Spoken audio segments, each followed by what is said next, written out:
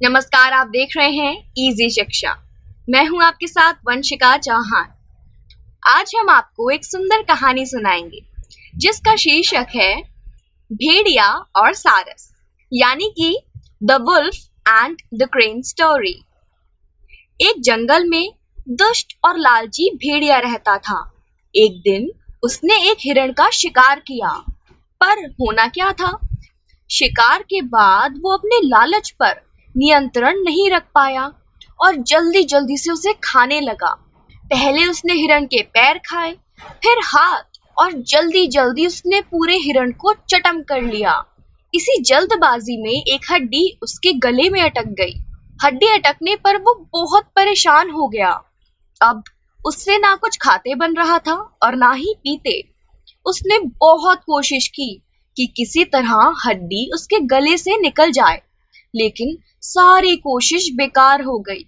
अब वो दुखी मन से बैठ गया। वो खुद को कोसने लगा कि आखिर उसने लालच क्यों किया। अंत में उसने किसी की सहायता लेने का विचार किया। वो सोचने लगा कि ऐसे कौन है जो उसके गले से हड्डी का टुकड़ा निकाल सकता है। उसने बहुत सोचा, बहुत दिमाग लगाया। कुछ देर सोचने पर उसे सारस का ध्यान आया। सारस की लंबी गर्दन और चोंच होती है, इसलिए वो आसानी से उसके मुंह से हड्डी निकाल सकता था। वो उसके मुंह में अपनी चोंच घुसाकर आसानी से हड्डी का टुकड़ा बाहर निकाल सकता था। भेड़िया ये सोचकर अत्यंत प्रसन्न हो गया कि आखिरकार उसके गले से हड्डी निकल जाएगी।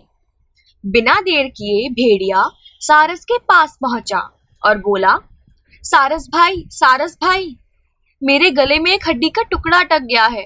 क्या तुम अपनी चोंच से वो हड्डी का टुकड़ा निकाल दोगे? मैं तुम्हारा बहुत एहसानमंद रहूंगा और तुम्हें उचित इनाम भी दूंगा। मैं पूरी जिंदगी तुम्हारा नौकर बनने को तैयार हूँ। बस एक बार मेरे गले से हड्डी का टुकड़ा निकाल दो। तुम्हारी बहुत कृपा होगी सारस भाई। सारस पहले तो भेड़िए के मुंह में अपनी चोंच डालने से डरा, लेकिन बाद में उसे बेचारे भेड़िए पर दया आ गई और वो तैयार हो गया। उसने कहा, अच्छा चलो ठीक है, अब तुम इतना बोल रहे हो तो ठीक है, कोई बात नहीं, मैं तुम्हारे गले से हड्डी का टुकड़ा निकाल दूंगा।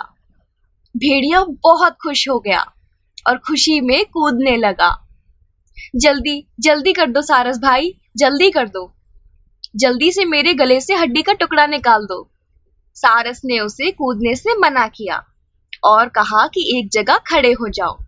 भेड़िया मुंह खोलकर खड़ा हो गया और सारस ने उसमें अपनी चोंच डाल दी, लेकिन उसकी चोंच हड्डी तक नहीं पहुंच पाई। वो सोचने लगा कि अब वो क्या करे। अब चोंच तो उसके गले तक पहुंच ही नहीं पा रही थी, इसलिए वो सोचने लगा कि ऐसा क्या किया जाए कि आसानी से भेड़िए के गले से हड्डी निकल जाए।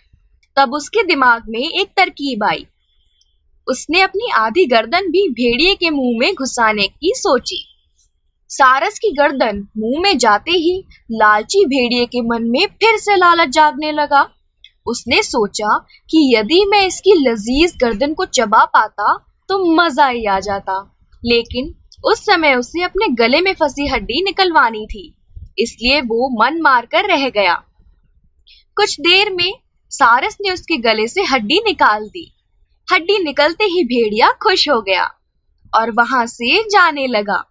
ना उसने सारस को धन्यवाद दिया और ना ही उसका इनाम दिया, इसलिए सारस रुष्ट हो गया और उसने भेड़िए को रोककर कहा, अरे कहाँ जा रहे हो? मेरा इनाम कहाँ है? तुमने तो कहा था कि तुम इस काम के बदले मुझे बड़ा इनाम दोगे। ऐसे कैसे जा सकते हो तुम? मुझे मेरा इनाम देकर जाओ, फिर ही मैं तुम्हें जाने दूंगा। भेड़िया बोला, एक भेड़िए के मुंह में अपनी गर्दन डालकर भी तुम सही सलामत हो, तुम्हें और क्या चाहिए? यही तो तुम्हारा इनाम है। अब जो मिला है इसी में खुश रहो, और कुछ नहीं मिलने वाला तुमको। इतना कहकर भेड़िया वहां से चला गया और सारस मुंह लटकाकर खड़ा रह गया।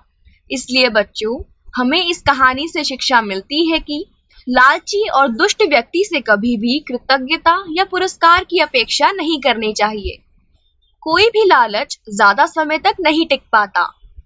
एक ना एक दिन उस लालच का दुष्परिणाम सामने आ ही जाता है।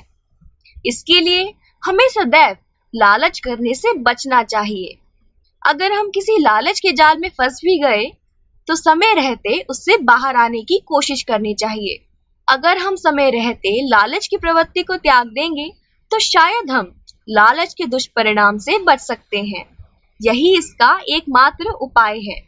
इसलिए बच्चों, आज आप सभी को चित्र बनाना है सारस और लालची भेड़िए का, और हमें भेजना है हमारे इंस्टाग्राम और फेसबुक पेज पर, जिसका लिंक आप जानते हैं कि डिस्क्रिप्शन में है। अगर आपको हमारी आज की कहानी पसंद आई हो तो हमें कमेंट बॉक्स में कमेंट करके जरूर बताइएगा। साथ ही हमें सपोर्ट कीजिए हमारे चैनल को सब्सक्राइब करके। धन्यवाद। आपका दिन मंगलमय हो।